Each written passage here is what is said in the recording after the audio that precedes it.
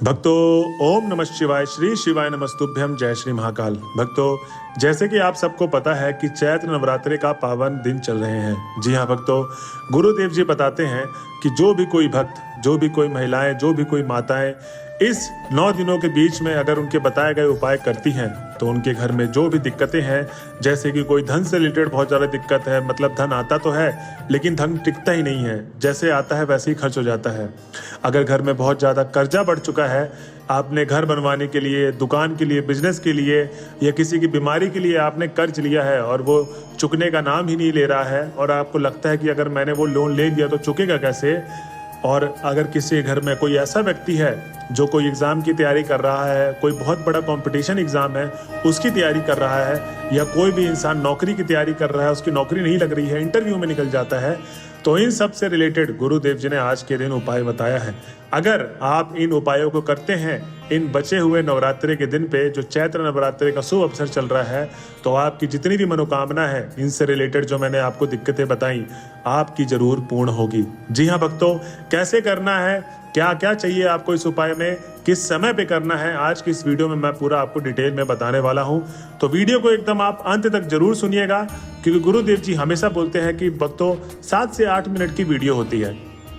अब ज़्यादातर लोग क्या करते हैं कि थोड़ा बहुत उपाय सुनेंगे और उसी उपाय को जाके मंदिर में कर देंगे, लेकिन जब उनकी मनोकामना पूर्ण नहीं होती है तो फिर वो आके गुरुदेव जी को पत्र लिखते हैं या बोलते हैं कि गुरुदेव हमने बहुत सारी उपाय किए लेकिन हमारी मनोकामना पूर्ण नहीं हुई है। तो गुरुदेव जी यही बताते हैं कि क्योंकि आपने जब उपाय किया होगा, जो आपकी मनोकामना पूर्ण नहीं हुई, तो कहीं ना कहीं आपने उस उपाय को आधा अधूरा किया होगा। तो बस मेरी आपसे भक्तों यही गुजारिश है कि 7 से 8 मिनट की वीडियो है, ज़्यादा बड़ी वीडियो नहीं है। आप वीडियो में बताए गए पूरे उपाय को सुनिए ध्यान से और उसके बाद करिएगा। तो चलिए चलते हैं उपाय की तरफ। और सबसे पहले तो मैं आपको बता दूं कि जिस किसी ने अभी तक हमारे चैनल को सब्सक्राइब नहीं किया है और बेल नोटिफिकेशन को ऑन नहीं किया है तो ऑन कर ले और सब्सक्राइब की बटन भी दबा दे, जिससे गुरुदेव जी की आने वाली अपकमिंग वीडियोस आपको मिलती रहेंगी। तो भक्तों, सबसे पहले जो मैं आपको उपाय बताऊंगा वो धन से रिलेटेड है और कर्जा से रिलेटेड है। ठीक है भक्तों, तो इसमें सबसे पहले तो आपको चाहिए क्या क्या वो मैं बता देता हूँ। इसमें सबसे पहले तो आपको चाहिए 5 बेलपत्र। अब जब मैं 5 बेलपत्र की बात कर रहा हूँ तो 5 बेलपत्र कहीं से कटे पिटे ना हो। क्या? कहीं से कटे पिटे ना हो। उसके बाद आपको चाहिए 5 शमी पत्र। अब जो 5 शमी पत्र होंगे वो किसी आप डंडी से जिसमें पत्ते लगे होते हैं उस तरह के 5 शमी पत्र तोड़ लेने हैं। ठीक है, आपने पूरी की पूरी डली नहीं तोड़नी है, 5 पत्ते होने चाहिए शमी पत्र के। तो छोटे छोटे पत्ते होते हैं शमी पत्र के, वो आपने 5 तोड़ लिए। उसके बाद चाहिए आपको 2 चम्मच हरी मूंग। ठीक है भक्तों, जो हरी मूंग होगी वो खड़ी मूंग होगी, मतलब जो एकदम सही मूंग होती है पूरी की पूरी, जो से टूटी उटी ना हो कहीं से। 2 चम्मच आपको हरी मूंग ले लेनी है। अब क्या करना है, 1 लोटा जल लेना है। अब 1 लोटे जल में वो तीनों चीजों को मिला देना है। अब जब भक्तों 1 लोटे जल की बात हुई है तो वो भी सुन ले कि 1 लोटा जल आपको मंदिर परिसर से नहीं भरना है। आप लेकर गए और वहीं मंदिर परिसर से आपने 1 लोटा जल भर लिया। आपको ये लोटा, 1 लोटा जो जल है ये आपको घर से भर के लेके जाना है और उसके बाद वहीं घर में ही आपको ये तीनों चीजें डाल लेना है 1 लोटे जल पे जो आपने भरा है।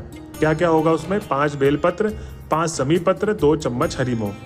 अब क्या करना है, आपको सीधा शिव जी के मंदिर पे चले जाना है।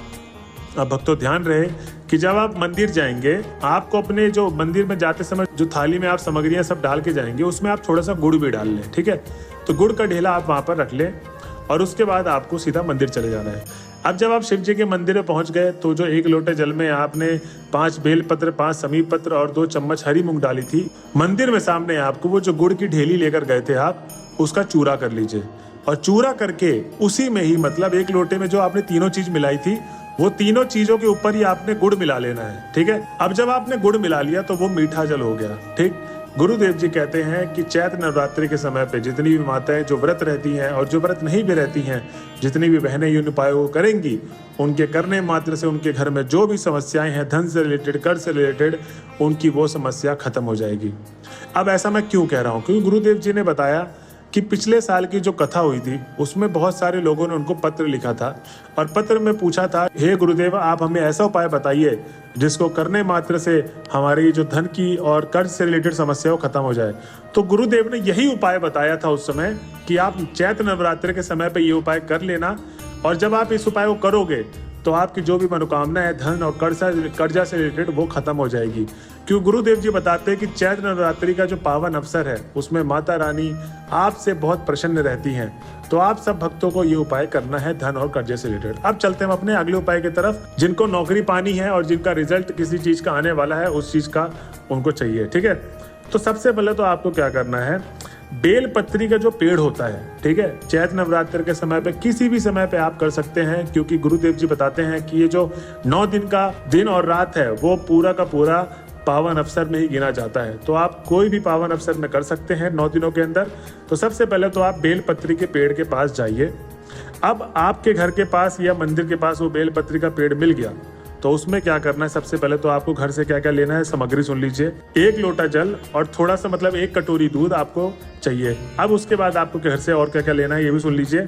घी का दिया, अब आटे का दिया बना लीजिए, चाहे आपके पास जो दिवाली में यूज होते दिया वो वाला ले लीजिए। उसके बाद आपको क्या करना है, घी का दिया आप घर से बना लीजिए, 2 दिए चाहिए। ठीक है, अब आपको क्या करना है कि जो 1 दिया होगा वो घी का दिया होगा, दूसरा वाला दिया तिल के तेल का होगा। ठीक है, तो इसका पहला वाला जो दिया होगा वो घी का होगा, दूसरा वाला तिल के तेल का होगा। अब आपको क्या करना है, इसमें सीधा बेल पत्री के पेड़ के पास पहुंच जाइए, जैसे मैंने आपको शुरू में बता दिया था। अब जब आप बेल पत्री के पेड़ के पास पहुंच जाएंगे तो आप नीचे विराजमान हुई, मतलब बैठ जाइए, और आपको अपना नाम और गोत्र बोलना है। जिसका एग्जाम और जिसकी नौकरी की समस्या है उसी को ये उपाय करना है। तो उसको भक्तों उसको अपना नाम और गोत्र बोलकर सबसे पहले 1 लोटा जल अर्पित करना है। उसके बाद दूध जो आप 1 कटोरी लेकर गए थे वो अर्पित करना है। अब क्या करना है, जब आप ये अर्पित कर देंगे उसके बाद राइट साइड में मतलब सीधे हाथ में आपको घी का दिया जलाना है, और लेफ्ट साइड में मतलब जैसे पेड़ हो गया, ठीक है, गोल गोल पेड़ हो गया। अब गोल गोल पेड़ के मतलब राइट साइड में आपने घी का दिया जला देना है और लेफ्ट साइड में आपको तिल के तेल का दिया जला देना है। भक्तों ये सिंपल सा उपाय है, एकदम आसानी से आप समझ गए होंगे मैंने क्या क्या बताया।